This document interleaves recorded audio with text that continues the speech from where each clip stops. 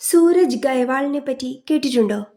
ഒരു സാധാരണ കുടുംബത്തിലാണ് സൂരജ് ജനിച്ചത്. അച്ഛനൊരു വാച്ച്മാനായിരുന്നു.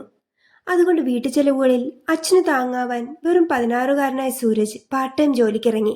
+2 പഠിക്കുമ്പോൾ വീടിനടുത്തുള്ള ഒരു വൈഫൈ ഇൻസ്റ്റലേഷൻ കമ്പനിയിൽ ജോലി ചെയ്യുകയായിരുന്നു സൂരജ്.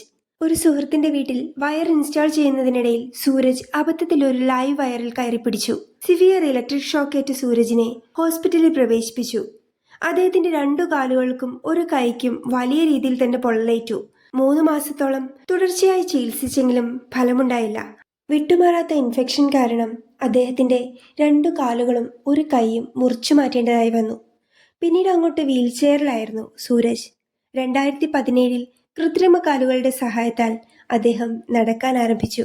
വീട്ടിൽ തന്നെ കഴിച്ചുകൂട്ടാനുള്ളതല്ല തന്റെ ജീവിതം എന്ന് തിരിച്ചറിഞ്ഞ Suraj 2018 computer, communication, personality development എന്നീ കോഴ്സുകളിലൂടെ തന്റെ പഠനം തുടർന്നു. അതിനിടയിൽ തന്റെ ചെറിയ ചെറിയ ചിലവുകൾക്കായി സൂരജ് ഫുഡ് ഡെലിവറി ബോയായി പാർട്ട് ടൈം ജോലി ചെയ്തു തുടങ്ങിയിരുന്നു. 2021 ഫിറ്റ്നസ് എന്ന ആശയം സൂരജിന്റെ മനസ്സിലുദിക്കുന്നത്. പിന്നീട് അങ്ങോട്ട് ബോഡി ബിൽഡിംഗ് എന്ന ലക്ഷ്യമായിരുന്നു സൂരജിനുണ്ടായിരുന്നത്. 2022 പൂനെയിൽ നടത്തിയ ഡിസ്ട്രിക്ട് ലെവൽ ബോഡി ബിൽഡിംഗ് കോമ്പറ്റീഷനിൽ പങ്കെടുത്ത സൂരജ് സിൽവർ മെഡൽ ജേതാവായി.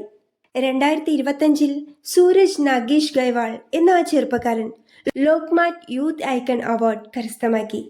ഇപ്പോൾ അദ്ദേഹം ഒരു ഇന്റർനാഷണൽ കോൾ സെന്ററിൽ നൈറ്റ് ഷിഫ്റ്റ് ജോലികൾ ചെയ്തും യൂട്യൂബർ കം ഇൻസ്റ്റാഗ്രാം ഇൻഫ്ലുവൻസറായും ബോഡി ബിൽഡിംഗ് അത്ലറ്റ് എന്ന തന്റെ ജീവിതയാത്ര തുടരുന്നു.